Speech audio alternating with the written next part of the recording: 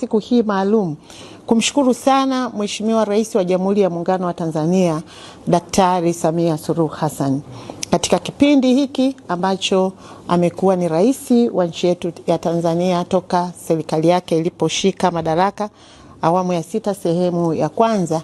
Kwa kweli amenipa heshima kubwa. Nichukue pia nafasi hii kupongeza sana kakangu Omar Mchengerwa na naibu waziri kwa kuaminiwa na Mheshimiwa Rais, na ninaomba niwathibitishie imani ya Mheshimiwa Rais kualeta kwenye wizara hii sio mchezo.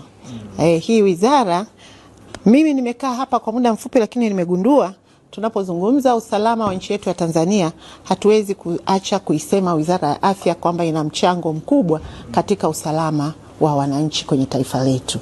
Tulifanya kazi kwa pamoja, tulipambana.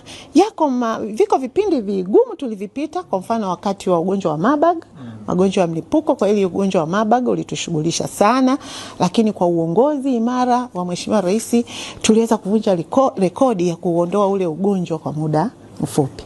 Kwa hiyo kwa kweli yako mambo ambayo yakitokea kwenye sekta yanakuwa ni mambo mazito, lakini kwa umoja ambao niliuona kwenye timu hii, nashukuru sana, na naomba nichukue nafasi hii kuwashukuru sana.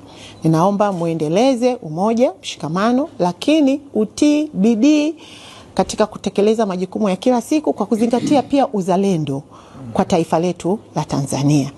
Mheshimiwa Jenista Mhagama, waziri wetu wa afya mstaafu, Mheshimiwa naibu waziri pamoja na katibu mkuu na timu mzima ya management, nichukue fursa hii kukushukuru sana kwa dhati ya moyo wangu.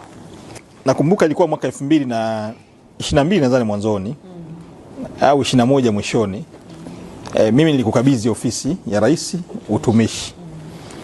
Mimi nikaenda wizara ya michezo. Kwa hiyo kwenye utumishi huu wa umma, hasa kwa ninyi ambao wakongwe mmefanya kazi ndani ya serikali kwa muda mrefu sana, wakati wowote lazima tuwe tayari kutumika popote. Na nakushukuru kwa sababu hata wakati wa kampeni wewe ulikuwa unakutana na wataalamu hawa, bado mnaendelea kuweka mipango mizuri, hasa kwenye siku 100 za Mheshimiwa Rais.